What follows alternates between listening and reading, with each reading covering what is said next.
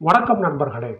சூரியனை ஆய்வு செய்ய இந்தியா அனுப்பிய முதல் விண்கலம் ஆதித்யா L1 என்பதால் அது குறித்த எதிர்பார்ப்பு அதிகரித்திருக்கிறது. சூரியனை ஆய்வு செய்ய வேண்டிய அவசியம் என்ன என்ற கேள்வி நமக்கு ஏற்படலாம். சூரியனை கடவுளாக வணங்கியவர்கள் நம் முன்னோர்கள். பூமியிலிருந்து சுமார் 15 கோடி கிலோமீட்டர் தொலைவில் இருக்கிறது சூரியன். என்னதான் இவ்வளவு தொலைவில் இருந்தாலும் பூமியில் உயிர்கள் வாழ்வதற்கு சூரிய ஒளி அவசியமாக இருக்கிறது. இந்த பிரபஞ்சத்தில் எத்தனையோ சூரியன்கள் இருந்தாலும் நம் சூரியன் மட்டுமே பூமியில் உயிர் வாழ்க்கையை உருவாக்கி இருக்கிறது என்பது ஆச்சரியமானது, அபூர்வமானது. சூரியன் தற்போது உள்ளது போல எப்போதும் இருக்குமா என்றால் அது சாத்தியமில்லை. சூரியனுக்கும் வயதாகும், அதற்கும் மரணம் உண்டு.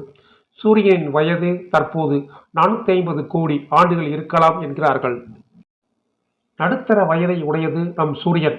இன்னும் 450 கோடி ஆண்டுகள் அது தற்போது உள்ளது போல பிரகாசத்துடன் இருக்கும் என்கிறார்கள் விஞ்ஞானிகள். அதன் பின் அது வெடித்து சிதறிவிடும். இப்படி எல்லாம் வல்ல சூரியன் சில நேரங்களில் பூமிக்கு ஆபத்தையும் உருவாக்கி விடுகிறது. சூரியனிலிருந்து காந்த புயல்கள் வெளிவருகின்றன.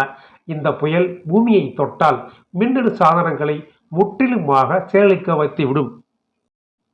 மின்னணு சாதனங்கள் காந்த புயல் காரணமாக பாதிக்கப்பட்டால் பேரழிவு ஏற்படும். இது மட்டும் கிடையாது, இந்த புயலில் இருந்து பூமியை சுற்றி வரும் செயற்கைக்கோள்களில் ஒன்று கூட தப்பிக்காது.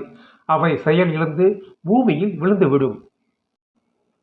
இந்த ஆபத்தை முன்கூட்டியே கணிக்க உலக நாடுகள் தீவிரமாக முயன்று வருகின்றன. அமெரிக்க விண்வெளி நிறுவனமான நாசா சில ஆண்டுகளுக்கு முன் பார்க்கர் என்ற விண்கலத்தை அனுப்பி ஆய்வு செய்து வருகிறது. இந்திய விண்வெளி நிறுவனமான இஸ்ரோ முதலாக ஆதித்யா L1 என்னும் விண்கலத்தை அனுப்பியுள்ளது.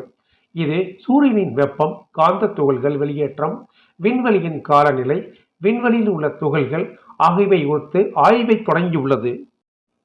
ஆதித்யா L1 விண்கலம் பூமியில் இருந்து சுமார் 15 லட்சம் கிலோமீட்டர் தொலைவில் லாக்ரேஞ்ச் பாயிண்ட் 1 என்னும் இடத்தில் சூரியனை பார்த்தவாறு நிலைநிறுத்தப்பட உள்ளது. கடந்த சில தினங்களுக்கு முன் சூரியனை புகைப்படம் எடுத்து பூமிக்கு அனுப்பி வைத்திருக்கிறது. சூரியனை நோக்கிய தனது பயணத்தில் ஆதித்யா L1 எப்போது அதன் நிலைப்புள்ளியை சென்று சேரும் என்ற கேள்விகள் எழுந்தன. இதற்கு இஸ்ரோ தலைவர் சோம்நாத் விளக்கமளித்துள்ளார்.